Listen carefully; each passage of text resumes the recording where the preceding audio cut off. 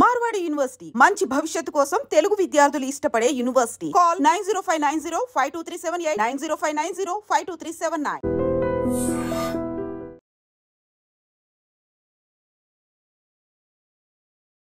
విశాఖలో తీవ్ర సంచలనం రేపిన సగం కాలిన మహిళ మృతదేహం కేసును భీమిలి పోలీసులు ఛేదించారు.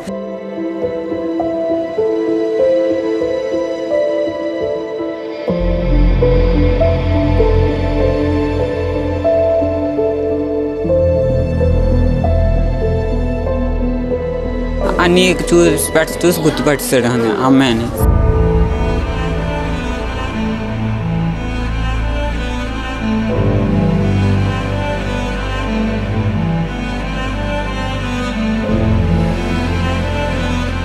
అంతలో మా పిల్లకి లో బీపీ ఉంది, అందువల్ల అనుకొని నేనేమో అదే గల అనుకుంటాను అంతే, మరి ఇంకేటి చెప్పలేదు.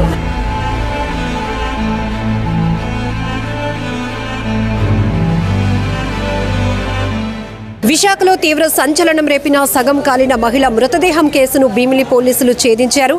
భీమిలి పోలీస్ స్టేషన్ పరిధి దాకమరి పంచాయతీలోని ఫార్చ్యూన్ లేఅవుట్ ఏదైతే నిర్మానుష్య ప్రాంతంలో ఒక మహిళ మృతదేహం అత్యంత దారుణమైనటువంటి పరిస్థితిలో ఉండటాన్ని గుర్తించిన వాళ్ళు పోలీసులకు సమాచారం ఇచ్చిన వెంటనే క్లోజ్ టీమ్ డాగ్ స్క్వాడ్తో సహా పోలీసు బృందాలు సంఘటనా స్థలానికి చేరుకున్నాయి. ఆ తర్వాత 6 టీంలను కూడా ఈ కేసు ఛేదించడానికి ఏర్పాటు చేశారు. అయితే గుర్తుపట్టడానికి కూడా అవకాశం లేనటువంటి పరిస్థితిలో ఉన్న ఈ మహిళ ఎవరు ఏ దుండగులు ఇలాంటి దారుణానికి ఒడిగట్టారు అనే కోణంలో అనేక రకాల అనుమానాలు అయితే వ్యక్తమయ్యాయి. ఆ కోణంలోనే తీవ్రమైనటువంటి విచారణ చేసినటువంటి పోలీసులకైతే గనుక ఆమె మృతి చెందినటువంటి మహిళ మారికవలస రాజీవ్ నగర్ కాలనీకి చెందినటువంటి వివాహిత వెంకటలక్ష్మిగా గుర్తించారు. ఆమె భర్త 2015లో చనిపోయారంట. 2 మగపిల్లలు ఉన్నారు, ఒక బాబు. ఈరోజు ఒక ఎగ్జామ్కి వెళ్లాల్సి ఉంది, డిగ్రీ చదువుతున్నాడు. కానీ తల్లి ఇలా దారుణంగా హత్యకు గురి కావటం వల్ల అబ్బాయి కూడా రోధిస్తున్నాడు. చిన్న బాబు మొన్న 10th ఎగ్జామ్స్ రాశాడు. ఒకవైపు 10 ఏళ్ల క్రితమే నాన్నను పోగొట్టుకున్న 2 పిల్లలు ఇప్పుడు తల్లిని కూడా అత్యంత దారుణమైన పరిస్థితిలో తల్లిని కూడా హత్య చేయడం వల్ల ఎవరో ఇప్పుడు తల్లి ప్రేమ కూడా మేము దూరం అయిపోయాం, అనాథలం అయిపోయాం అంటున్నారు. ఒకసారి బంధువులైతే గనక కేజీహెచ్ మార్చరీ దగ్గరికి చేరుకొని మొత్తం అందరూ రోధిస్తున్నటువంటి పరిస్థితి కనబడుతోంది. ఎందుకు ఇలా జరుగుతోంది కారణాలు ఇంకా తెలియదు, కానీ ఈ దారుణ హత్యకు ఒడిగట్టిన ఆ వ్యక్తి ఎవరు అనేది కూడా పోలీసులు ఇంకా మీడియా ముందు పూర్తి సమాచారం ఇవ్వబోతున్నారు. అయితే బంధువులతో ఒకసారి మాట్లాడదాం. అమ్మా, మీరు ఏమవుతారమ్మా? అక్కండి, వాళ్ళ సిస్టర్ నండి. ఎప్పుడు తెలిసింది మీకు? మాకు ఈరోజు తెల్లవారు తెలిసింది మేడం, ఇలా చనిపోయిందని విషయం తెలిసింది అంతే. ఎలా తెలుసుకున్నారు అది మీ అక్క అని చెప్పేసి? మా అక్క అంటే పిల్లలు ఎంక్వైరీ చేసి చూస్తే పిల్లలు పోలీసారంట మేడం.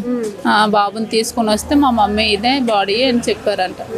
ఒక చెప్పులు డ్రెస్ పెట్టి పోలీసారంట.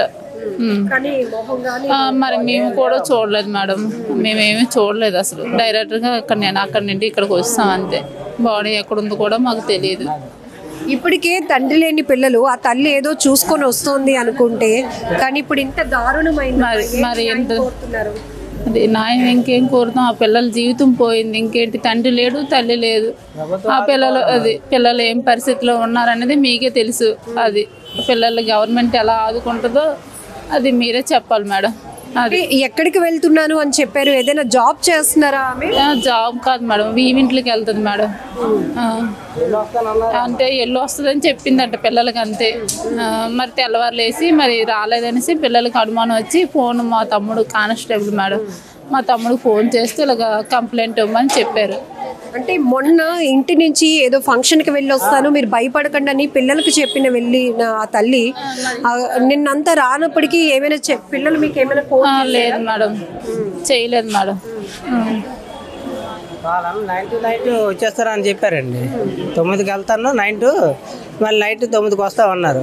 9కి రావడం పిల్లలకి గాబరా పడి వాళ్ళు ఏంటంటే 8:30 అంటే ఆ ప్రాంతంలో పోలీస్ కంప్లైంట్ ఇవ్వడం జరిగింది అంతే.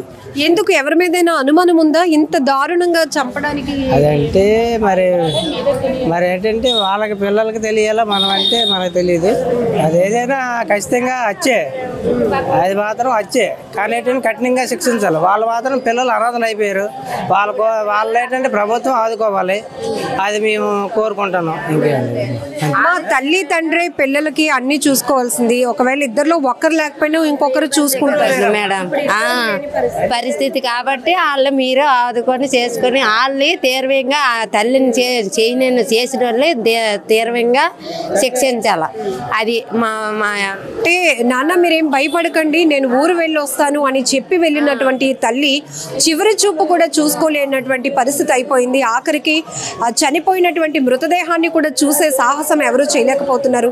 తీవ్రంగా కాలిపోవడం వల్ల ఆల్రెడీ పోలీసులు నిన్న ఈ గుర్తు తెలియనిటువంటి మహిళ ఎవరు అనే కోణంలో అక్కడ క్లూస్ టీమ్ ఆధారాలు సేకరించి తర్వాత మీడియా ద్వారా కొన్ని ఫొటోస్ రిలీజ్ చేశారు. అది 2 కాళ్ళకు వెండి పట్టీలు ఉన్నాయి, బ్లాక్ కలర్ హై హీల్స్ చెప్పులేసి ఉన్నాయి, అలానే nail polish purple colour nail polish పెట్టుకుని ఉన్నారు. అలాగే ఐ సైట్ కి సంబంధించినటువంటి స్పెట్స్ పర్పుల్ కలర్ ఫ్రేమింగ్ తో ఉన్నాయి. ఇలాంటి ప్రైమరీ డీటెయిల్స్ కొన్ని రివీల్ చేయడం వల్ల మాత్రమే ఆమెను గుర్తించే పరిస్థితి అయితే ఉంది. ఇప్పుడు పిల్లలతో కూడా మనం మాట్లాడించినప్పుడు ఆ స్పెట్స్ బట్టి అమ్మ కాళ్ళకి వేసుకున్న చెప్పులు బట్టి మేము గుర్తించాము ఇది మా అమ్మాయి అని, లేకపోతే గుర్తుపట్టలేనటువంటి దారుణమైన స్థితిలో మా అమ్మని చంపేశారు, కఠినంగా అతన్ని శిక్షించాలి, ఇలాంటి వాళ్ళు దేశంలో ఉండకూడదు అనేటటువంటి ఆ చిన్నారి చెప్తున్న మాటలు కూడా గుండె తరుకుపోయేలా చేస్తున్నాయి. మరొక వైపు నాన్న 10 ఏళ్ల క్రితం చనిపోయారు, ఇప్పుడు అమ్మే అన్ని చూసుకుంటుంది, చదివిస్తోంది, అన్నయ్యని డిగ్రీ చదివిస్తోంది, నన్ను 10th ఇప్పుడే మొన్ననే రీసెంట్గా 10th రిజల్ట్స్ కూడా వచ్చాయి, ఇప్పుడు మమ్మల్ని చూసేది ఎవరు, మేము అనాథలం అయిపోయామంటూ వాళ్ళు రోధిస్తున్నటువంటి ఆ పిల్లలు ఏడుపు ప్రతి ఒక్కరిని కదిలిస్తోంది. బంధువులు కూడా చెప్తున్నారు ఎవరికి వాళ్ళు చూసుకోవడానికే సరిపోతుంది, ఇప్పుడు ఇద్దరు పిల్లల్ని ఎవరు చూస్తారు, ఈ బాధ్యత ప్రభుత్వం తీసుకోవాలి అనేటటువంటి ఒక న్యాయం మాకు కావాలి అని వాళ్ళు కూడా కోరుతున్నటువంటి సందర్భం కనబడుతోంది.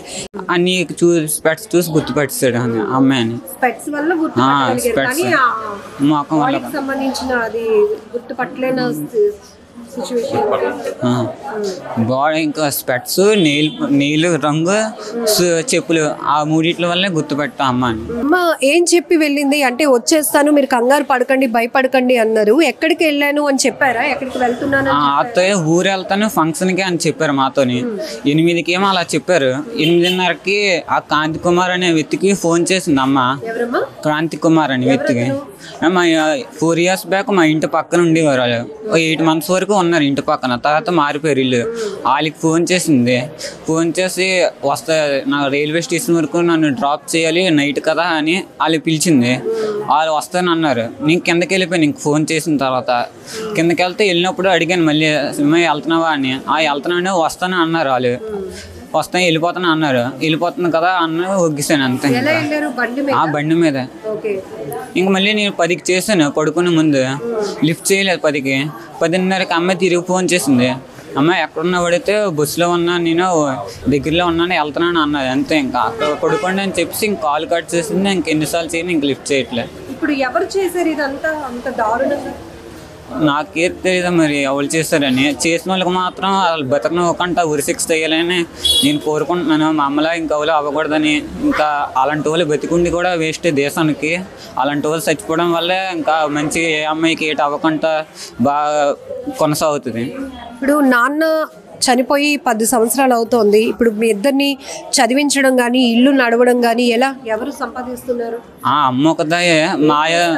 అమ్మ 4 years 2 years అవుతుంది జాబ్ మనిషి నారాయణ కాలేజ్లో రిసెప్షన్. అది చేసింది. వర్క్ ఎక్కువ ప్రెషర్ ఉందని నారాయణలో మానేసింది. ఇంకే జాబ్కి వెళ్ళే. ఫంక్షన్ ఇంకా మా నాన్న ఫంక్షన్ మాయ 2000 అలా పంపించేవాడు ఇంటికి. జాబ్ డాక్యాడు. దానివల్ల ఫంక్షన్ వచ్చేది దానివల్ల. దాంతో అలా సాగిపోయింది. మా అమ్మ ఒకదా మరి ఆధార్. ఇప్పుడు మీ ఇద్దరు పరిస్థితి ఏంటి నాన్న? అమ్మ కూడా లేరు, ఇప్పుడు నాన్న ఎప్పుడో చనిపోయారు, ఇప్పుడు ఏంటి అన్నయ్య పరిస్థితి, మీ పరిస్థితి? నాకైతే 2 మంది ఉన్నారు కాబట్టి నాకు భయం లేదు. ఎలా అవ్వాల్సింది అవ్వాలని కొని ఇంకొగ్గిసాను. కానీ మరి గవర్నమెంట్ ఏదైనా మా కోసం ఏదైనా చేస్తే మరి చేయాలి. అమ్మా ఏమవుతారు మీరు వెంకటలక్ష్మికి? తల్లినమ్మా. ఎప్పుడు తెలిసింది మీకు ఇలా జరిగిందని? ఇవాళ చేశారు. మా అబ్బాయి మా అక్కకి బాగోలేదమ్మా అన్నాడు. అంతే మా పిల్లకి లో బీపీ ఉంది, అందువల్ల అనుకొని నేనేమో అదే గల అనుకుంటాను అంతే. మరి ఇంకేటి చెప్పలేదు. బయలుదేరమ్మా అక్కకి బాగోలేదని అన్నాడు అంతే. అది ఇక్కడ వరకు వచ్చిన దాకా నాకు తెలియదు. ఇక్కడ నేను కేజీస్ అంతే కేజీస్ అన్నాడు. ఎందుకంటే అక్క ఇక్కడే జాయిన్ చేశారు అన్నాడు అంతే. ఏంటి తెలియదు నాకు. ఎందుకు ఇంత దారుణంగా చంపేశారు? ఎవరు ఏమైనా అనుమానం? ఏటి మాకు తెలియదమ్మా, ఆ విషయాలే తెలియదు. ఆ పిల్లవారు ఇంకోసారి తప్ప మాట్లాడడం కష్టం సుఖం మంచి చెడ్డ అడుగుతాం. మీ పిల్లలు బాగుండ్రమ్మా, మీరు బాగుండ్రమ్మా, అంతే బాగున్నామమ్మా అంతే తప్ప ఇంకెవరు తోటి ఏటి చెప్పలేదు, ఏమి చేయదు, ఎవరులేమందు. ఇరుగు పొరుగున్నారు అలాగే తెలిసిందమ్మా. మేము ఆ ఇంటికి పండుగ పొన్నానికి వస్తుంది, మేమేదో వెళ్తే చూడడానికి వెళ్తాం వస్తాం అంతే తప్ప ఇంకేటి మాకు తెలియదు తల్లి. ఎవరు నాకు ఎదురుగా గర్తించారు, అది ఏమి చేసింది, అదేటి చేశారు. వాళ్ళిద్దరు పిల్లల పరిస్థితి మీకు తెలియదే వాళ్ళు తల్లి.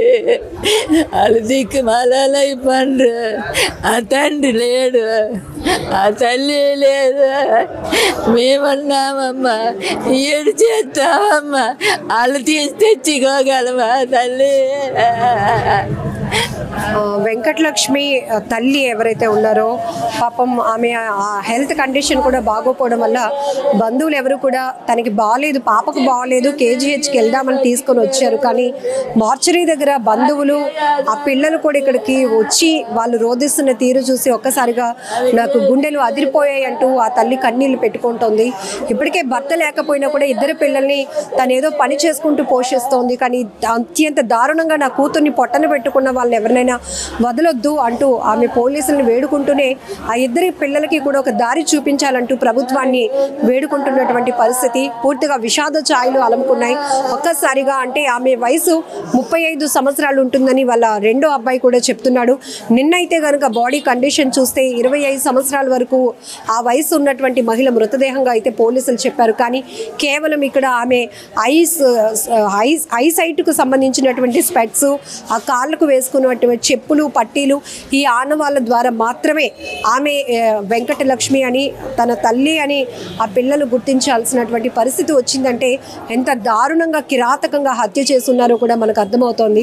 ఏదైనా విశాఖలో ఈ ఘటన ఒక్కసారిగా ప్రతి ఒక్కరిని ఉలికిపాటుకు గురి చేస్తుంది. ఎప్పుడు ఏం జరుగుతున్నాయో తెలియట్లేదు. ఎక్కువ శాతం హత్యా నేరాలు కొన్ని అయితే మిస్టరీగానే ఉండిపోతున్నాయి.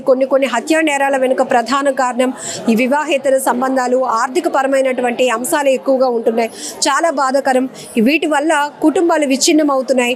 తల్లి తండ్రిని కోల్పోతూ పిల్లలు అనాథలు అయిపోతున్నారు. వాళ్ళ భవిష్యత్ అగమ్యగోచరంగా మారిపోతోంది. తీవ్ర బాధాకరమైనటువంటి పరిస్థితులు గుండెలు అదిరిపోయేలా చేస్తున్నాయి.